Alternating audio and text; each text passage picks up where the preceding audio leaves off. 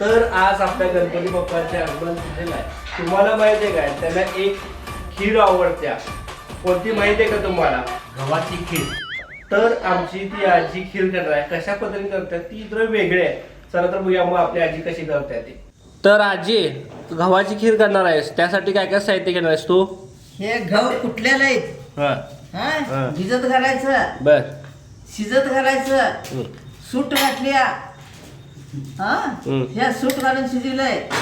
मग मागणं काय घालायचं शिजवताना तू हरभरा डाळ भिजून घालायची, खोबरं, गूळ, सूट आणि पार्ले बिस्किट पार्ले बिस्किट का? चवीला, चवीसाठी पार्ले हा, बिस्किट. बर. तांदूळ हे सगळं घालायचं आणि परतून शिजवायचं आणि खायचं.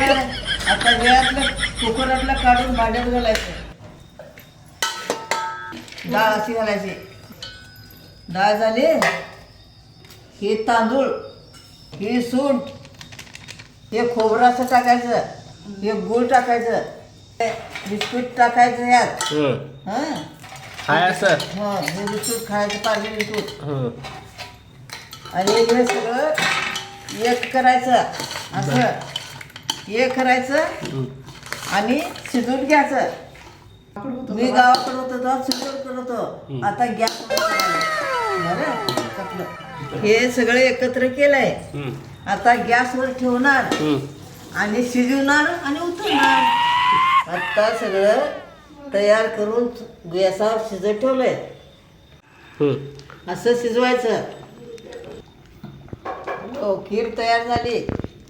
शिजताना असा फटफट आवाज यायला पाहिजे.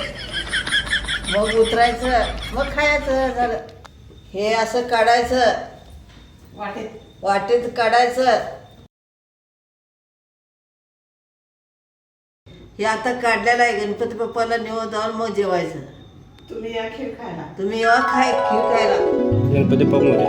गणपती बाप्पा मोरया.